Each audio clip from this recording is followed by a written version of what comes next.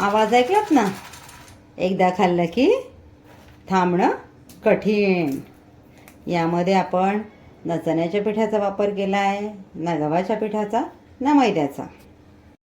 करूयात मग सुरुवात. गॅसवरून पॅन ठेवून घेतला आहे, त्यामध्ये घालून घेते 2-3 चमचे तेल. तेल आपलं गरम झालं आहे, त्यामध्ये घालून घेतो अर्धा चमचा जिरं. जिरं छान तडतडायला लागलं की त्यामध्ये घालतोय आपण पाव चमचा हिंग. तर यात घालतोय अर्धा चमचा कलौंजी, 1 चमचा सफेद तीळ, अर्धा चमचा ओवा, 1 चमचा चिली फ्लेक्स, 1 चमचा जाडसर चेचून घेतलेला लसूण. हे आपल्याला तेलात छान 2 ते 3 मिनटं परतून घ्यायचं आहे. आपण आजच्या रेसिपीमध्ये ना चण्याचं पीठ वापरतोय, ना गव्हाचं, ना मैदा. तरी आपण बनवतोय खमंग कुरकुरीत अशी आपली रेसिपी. ही लहान मोठ्यांना आवडेल अशी आहे, सगळे चवीने खातील. तुम्ही याला स्टोअर करून देखील ठेवू शकता. याचा एक हलका घमघमाट सुटायला लागलेला आहे, छान कुरकुरीत तेलात आपले हे परतून झालेलं आहे. आता यामध्ये घालतोय आपण पाऊण वाटी पाणी. मी इथे वाटीचं प्रमाण सेट केलं आहे, तुम्ही पेला, ग्लास कशाचंही प्रमाण सेट करू शकता, म्हणजे आपली रेसिपी अचूक होईल माप सेट करून घेतलं तर. आता यामध्ये घालून घेऊया आपण चवीनुसार मीठ. पॅनमधील मिश्रणाला आपल्या हलका एक उकळ आलेला आहे, इथे आपण गॅस घालवून देऊयात. हे आपण दुसऱ्या भांड्यामध्ये काढून घेऊयात. हे मिश्रण आपल्याला गरमच हवं आहे, म्हणून त्यावर आपण झाकण ठेवून हे बाजूला ठेवून घेऊयात.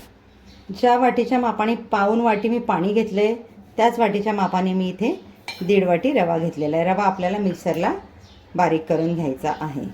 मिक्सरला बारीक करून घेतलेला रवा आपण आपल्या या मिश्रणात घालून घेऊया. मिश्रण आपलं गरम आहे तोपर्यंतच आपण हे मिक्स करून घेऊयात, म्हणजे आपला रवा छान फुलून येईल.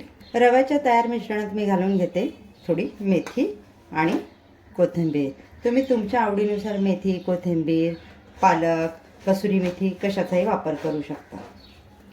हे सर्व मिक्स करून आपल्याला एक छान याचा डो तयार करून घ्यायचा आहे. या पद्धतीने आपण याचा एक छान डो तयार करून घेतला. आपण चपातीच्या पिठाचा बनवतो ना, अगदी त्याच पद्धतीने.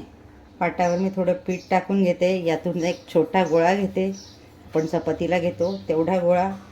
मी याची एक पातळ गोल चपाती मी लाटून घेते. जितकी बारीक होईल तितकी बारीक चपाती आपल्याला याची लाटून घ्यायची आहे. आपली ही छान लाटून झालेली आहे. याच्या मी चव बाजूने ह्या कडा काढून घेते, म्हणजे कापताना छान आपल्याला चौकोनी तुकडे कापता येते.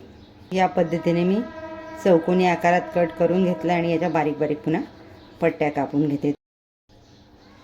तर बरोबर मी सेंटरला देखील एक काप देऊन घेतलेला आहे. ह्या पद्धतीने आपल्या छान पातळ पट्ट्या रेडी झालेल्या आहेत. या जेवढ्या पातळ असतील ना, तळायला तेवढ्या छान जातील आणि कुरकुरीत होतील. त्यामुळे ह्या जेवढ्या आपल्याला पातळ लाटता येतील तेवढ्या आपल्याला पातळ लाटायच्या आहेत, जेणेकरून तळून झाल्यानंतर त्या छान कुरकुरीत लागतील. ह्याच पद्धतीने मी आपल्या उर्वरित सर्व पट्ट्या रेडी करून घेते. एका बाजूला मी गॅसवर पॅनमध्ये तेल गरम करायला ठेवलेलं. तेल आपलं छान गरम झालेलं आहे. इथे तेल आपल्याला अगदी कडकडीत गरम नको पाहिजे. या पद्धतीने आपण पट्टी टाकली की तेलाचे बबल्स यायला लागले की समजायचं आपलं तेल गरम झालेलं आहे. इथे आता आपण आपल्या तेलामध्ये जेवढ्या बसतील तेवढ्या पट्ट्या तळण्यासाठी सोडून घेऊया. त्याने छान हलका ब्राऊन रंग आलेला. या स्टेजला मी यांना तेलातून काढून घेते, कारण तेलातून बाहेर काढल्यावर देखील यांची तळण्याची प्रोसेस सुरूच असते. त्यामुळे हलका ब्राऊन रंग आला की आपण यांना बाहेर काढून घेणार. तेल छान निथळून झालं. आता यांना प्लेटमध्ये काढून घेते. तर याच पद्धतीने दुसरी बॅच देखील मी तळते. दुसरी बॅच तळायला घेताना एक काळजी घ्यायची. हे काप आपण तेलात सोडेपर्यंत गॅसची फ्लेम आपल्याला फुल ठेवायची आहे.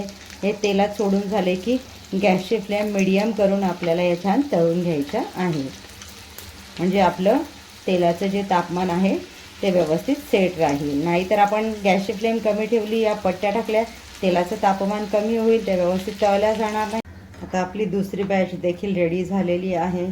याच पद्धतीने मी आपल्या उर्वरित सर्व पट्ट्या तळून घेते.